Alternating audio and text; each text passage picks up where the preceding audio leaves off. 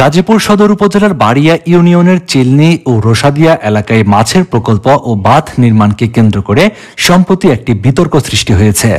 স্থানীয়ভাবে অভিযোগ উঠেছে, ইউপি চেয়ারম্যান হাবিবুর রহমান খান নাকি মাছের প্রকল্পের অংশ হিসেবে বাঁধ নির্মাণ করে জমি দখল করেছেন।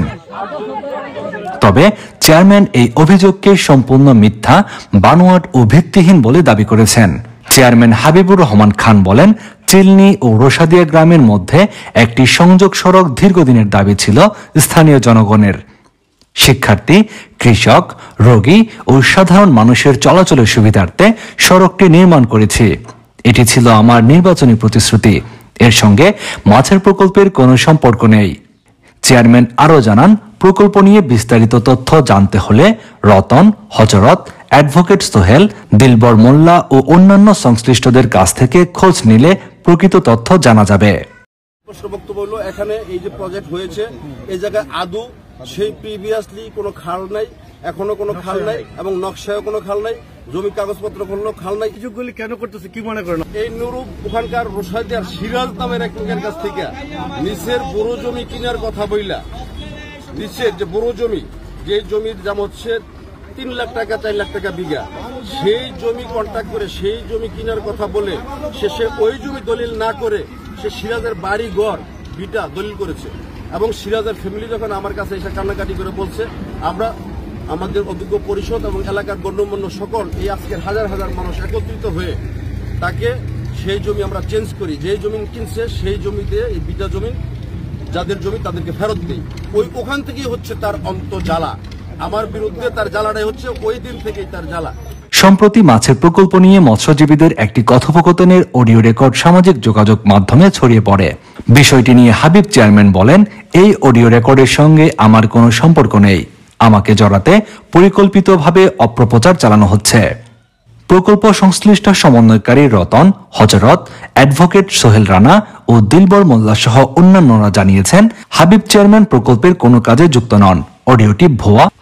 এলাকার সাধারণ জনগণের মধ্যেও এই বিষয়ে সন্দেহ ও অবিশ্বাসের সৃষ্টি হয়েছে এবং মিথ্যা প্রচারকারীদের বিশ্বাসযোগ্যতা প্রশ্নবিদ্ধ হয়েছে বলে মত দিয়েছেন স্থানীয়রা। আমার লাগে স্টেম আছে, অনেক কিছু আছে। পরে চেয়ারম্যান হাবিব খান বলছে, তোর কাছে যখন স্টেম আছে তুমি বায়না করছো, তাহলে স্টেম লয়ে আমার বাড়ি যাবি। তখন হাবিব খানের চেয়ারম্যানের বাসায় আর আসে না আসায় তারপরে একদিনকার দইরা কমপ্লেক্সে নিয়ে তারপরে মুরব্বিগর লইয়া ইটি কইরা তারপরে রেস্টুরেন্ট অফিসে নিয়ে আবার আমার বাড়িঘর হাবিব খান চেয়ারম্যান আমার বাড়ি আমার রিটার্ন নিয়ে দেয়। আমাদের পূর্বের যে হিসাবের টাকা জন্য হযরত বক্তিয়ার বারবার 1 লক্ষ টাকা বলতেছিল। 1 লক্ষ টাকা আমি এসিলেন মহোদয়কে জরিমানা স্বরূপ যে প্রদান করি সেটা আমি বলার চেষ্টা করি। হাবিব চেয়ারম্যানের সাথে আদৌ কোনো এই ব্যাপারে কথা হয় নাই। কথা হয়েছিল আমার সাথে রতন খান এবং হযরত বক্তিয়ারের মাঝখানে। 2024 সালে ইউনিয়ন পরিষদের মাধ্যমে প্রজেক্টের চুঙ্গির মান উন্মুক্ত করা হয়। এখন আমরা প্রাকৃতিকভাবে মাছ চাষ করি।